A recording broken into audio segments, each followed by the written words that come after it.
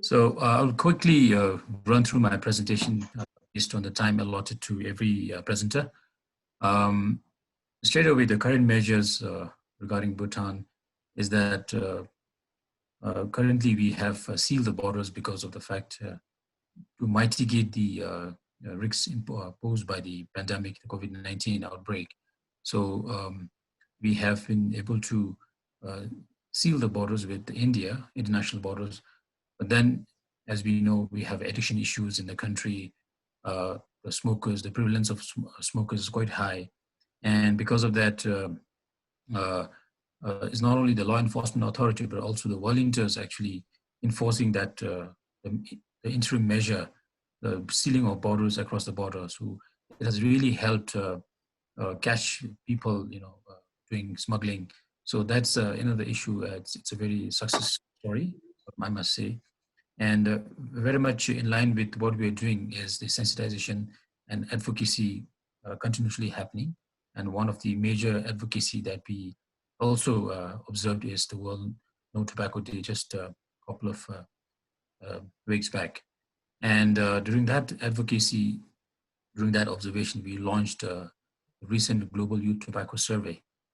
And the book Big Ban, which talks about Bhutan's journey towards becoming a tobacco-free society, is also being launched. Those are available in WHO website. And those books are actually worked out based on collaboration with the WHO, Bhutan Narcotics Control Authority, Minister of Health, and other stakeholders, other law enforcement officials or agencies. And one other important steps that I would like to share is we received an approval from Cabinet to carry on with the national interest analysis regarding the our intention to ratify, the illicit the protocol on illicit to eliminate illicit trade on tobacco products. And before that, we did, as a preparation, we did a video conferencing with WHO FCTC. That is on 7th May 2020. And as you know, we also had a SARC-CCT webinar. And regarding the tobacco industry interferences in control measures, as we know, Bhutan do not have a tobacco manufacturer inside the country. So the problem with Bhutan is, the interference of tobacco industries, which is in the neighboring state. So the only problem we have is actually the black market, which I have actually highlighted in the earlier slide. So we have, in terms of control measures, we have, because of the having to enforce the problem of COVID-19, we have been able to enhance the surveillance and vigilance by doing patrolling in the international borders, on checking on the highways, and also accumulating and providing statistics and reports to the higher authority. And if I just give you an overview of the reports and the findings of recent Global Youth Tobacco Survey, you see the current tobacco users is 22.2%, which is also one of the highest in the region. I'm not going to talk about the boys, girls, because it's very clear, self-explanatory. Regarding the current smoked tobacco is 17.3% again, and current smoked cigarette is 14.7%, but in smoked used to smokeless tobacco is 12.5%. Yeah, and the key result area, which is a continuation of industry interference and control measures, we see. Hold on, I'm not able to see. I need to bring down. All right. Yeah. So the key result area, as I see in the slide, is is a success story again. The current users of smokers tobacco have declined significantly from 21.6% to 12.6%. And there's a reduction of current tobacco users as well.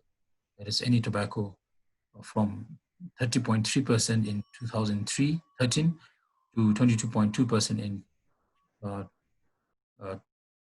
2019.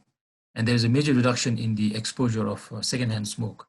That's because in the survey, they have taken out the inclusion of betel quid and areca nut product.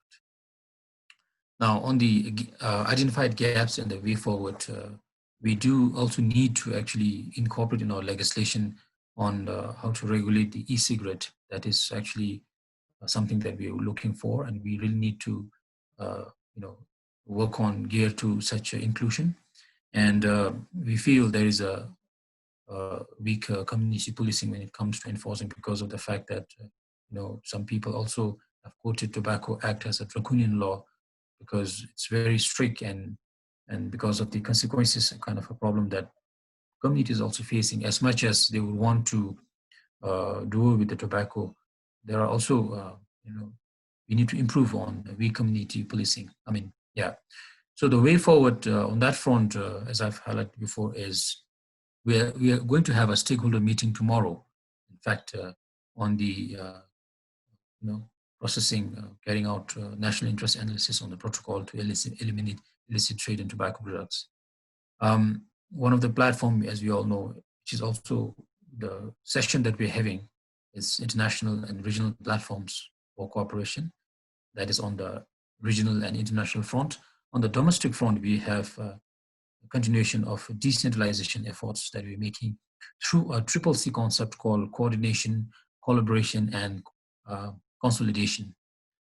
And enhancing and developing capacity of law enforcement through cross-border talks and appointing a border licensing officer. That's it. Thank you very much.